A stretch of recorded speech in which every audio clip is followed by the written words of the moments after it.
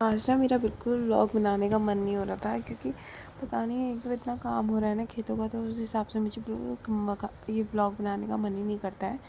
तो फिर भी मैंने आज मन्नू के लिए सेवई बनाई थी, तो मैंने सोचा चलो इसी बहाने अपना नाइट रूटीन शेयर कर लूँगी कि मतलब शाम को कितना काम हो जाता है करके।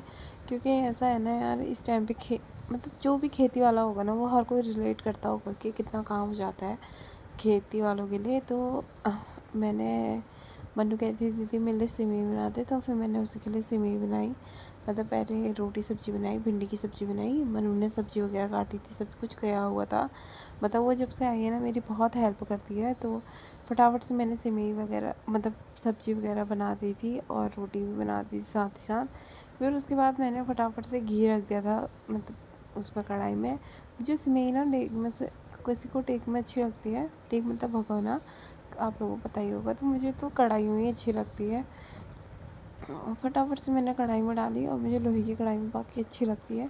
तो फटाफट से मैंने ये लोहे की कढ़ाई में डाला और भूना थोड़ी देर, क्योंकि हल्के से रेड रेड होती है वो अच्छा होता है। पर मेरी रेड रेड हुई नहीं, क्योंकि मैंने उससे पहले ना थोड़ा सा जल्दी दूध डाल दिया था। तो थोड़ा सा उसे पकने दिया, तो उसका कलर भी अच्छा आता है। और साथ ही साथ यहाँ पे मैं भिंडी भी बना रही थी, तो वो भी बन चुकी थी और थोड़ी सी जल भी गई थी। मुझे हल्की सी जली जली ना अच्छी लगती है, उसका टेस्ट भी मतलब कुरकुरी जैसा हो जाता है। तो फिर मैंने फटाफट भिंडी बंद करी, क्योंकि वो पक गई थी। और साथ ही साथ इसमें दूध डाल दिया था। दूध डालने के बाद फिर मैंने इसमें मतलब चीनी वगैरह डाल दी थी।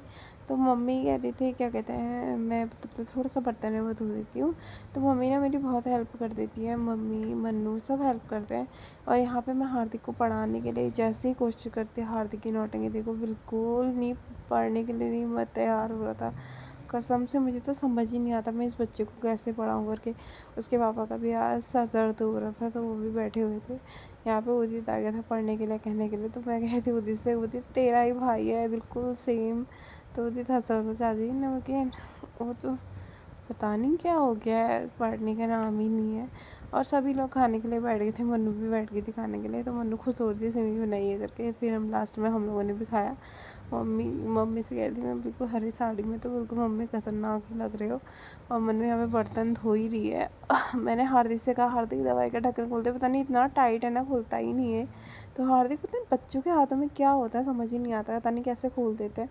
तो मैंने हार्दिक को दिया, हार्दिक बड़ी मज़े से खोल रहा था। फिर उसके बाद मेरे को इतनी थकान हो गई थी, फटाफट मैंने चूल्हा वूल्हा वो करा, मतलब साफ़ सूफ किया। फिर बाहर थोड़ी देर में घूमी, क्योंकि बिना वॉक किए ना नींद नहीं आती है। और फिर अंदर गई। बस आज के ब्लॉग में इतना ही। बोलो गुड नाइट, राधे राधे, जय श्री राम,